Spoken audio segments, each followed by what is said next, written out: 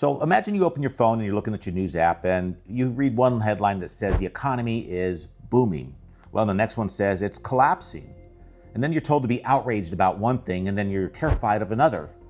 See that feeling, that dizzy, overwhelmed, confused feeling? What if I told you that confusion, that's no accident?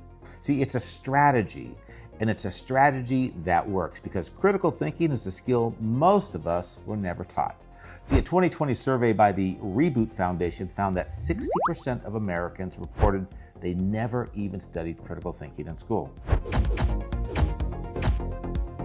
Hi, I'm Alan Stafford, and welcome to Think Sharper. My background is in marketing and neuroscience, which means I've spent over 30 years studying the mechanics of how we're persuaded. And my goal here isn't to tell you what to think, it's to show you how your thinking is being manipulated and to give you the tools to fight back. Tools you probably should have gotten in school, but never did. See, in my marketing career, we had one primary goal, and that was get a reaction. We became experts at using language and imagery designed to bypass your logic and hit you straight in the emotions. Why? Well, because a person who feels doesn't pause to think. Thus, an emotional person is a predictable person. See, from a neurological standpoint, this is a perfect hack. Your brain, it's not designed to find the truth. It's actually designed for two things: efficiency, which is using mental shortcuts or heuristics, if you will, and survival, which is reacting to emotional threats. It craves novelty and emotional resonance. Manipulative language, whether it's an ad or a political headline, exploits this wiring. In other words, it does the thinking for you.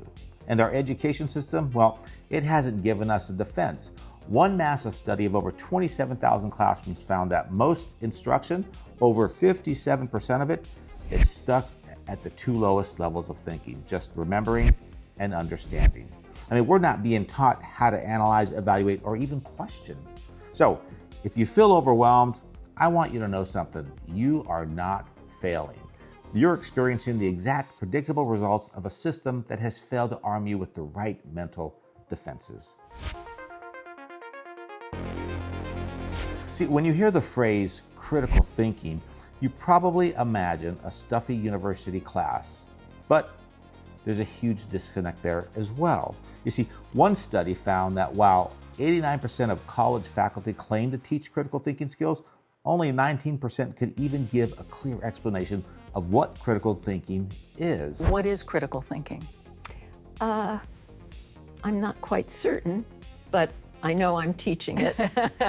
So it's no wonder then that a landmark study from the book Academically Adrift found 45% of students showed no significant growth in critical thinking skills during their entire 4 years of college.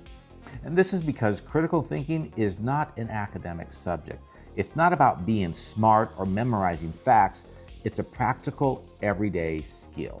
And at its core, the Think Sharper definition is this. You see, critical thinking is the ability to create a pause between a stimulus and your response. That's it. It's an active three-step process. So here's how to implement this three-step process. 1, pause. You just stop. You stop yourself from that instant knee-jerk emotional reaction. 2, analyze. You ask simple questions. Who is telling me this? Why are they telling me this right now? And what emotion are they trying to make me feel? Fear or anger or tribal loyalty? And what biases do I have that make me want to believe this? And 3, you conclude. Only after that pause, you decide for yourself if the argument is even valid. I'm going to give you a quick example. It's a personal story. See, when I was in my early teens, I was absolutely convinced that things like out-of-body experiences, mind reading, and psychics were real. I wanted to believe it. I tried so hard to believe it. I read books about it. But you see, one day, that pause just happened. A simple question popped into my head. Where is the proof? I'd never actually seen any. I'd only heard stories. So what I did is I started a dialogue. I dived into science and research and found, well, nothing. No credible scientific evidence for any of it. It completely defeated rational thinking to me. I felt, well, embarrassed to say the least. But more than that, I felt fooled, even if I'd mostly just fooled myself. See, that failure was a turning point in my life. It's what first made me obsessive about how we come to certain conclusions. If we could be so wrong about that, what else am I believing just because I heard it on the news or read it in some advertisement? And that's all this is. You see, it's not a gene you're born with, it's a skill you practice. So this isn't just about winning online arguments. This is about navigating the real world. See, this gap we've been talking about has created a massive skills gap. Employers consistently rank critical thinking skills as the #1 most essential skill they look for when they're hiring applicants. And yet, other reports show that 40% of recent graduates are seen as lacking this exact skill. But this is about so much more than actually a job. See, practicing this skill, that simple pause, is how you build what I call a resilient reality. It's the difference between being a puppet, reacting every time your strings are pulled, and being the person who can look up and see the strings. It's how you reclaim your mental autonomy. This skill saves you. It saves you time, it saves you emotional energy, and it saves you from falling for misinformation.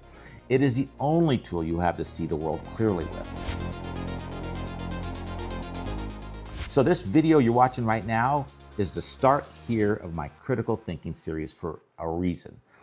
You now know what critical thinking is and why it is so desperately needed. But to use it, you need the full toolkit. The very first obstacle you'll face isn't a pundit or a politician, it's your own brain. And that's the topic of our next video, the neurological reason we avoid critical thinking. So click here to continue the critical thinking toolkit, and be sure to subscribe to the channel so you can finally get the training you should have gotten back in school. And before you go, I want to hear from you. Comment below, what's one topic today that makes you feel that information overload we've discussed earlier in the video?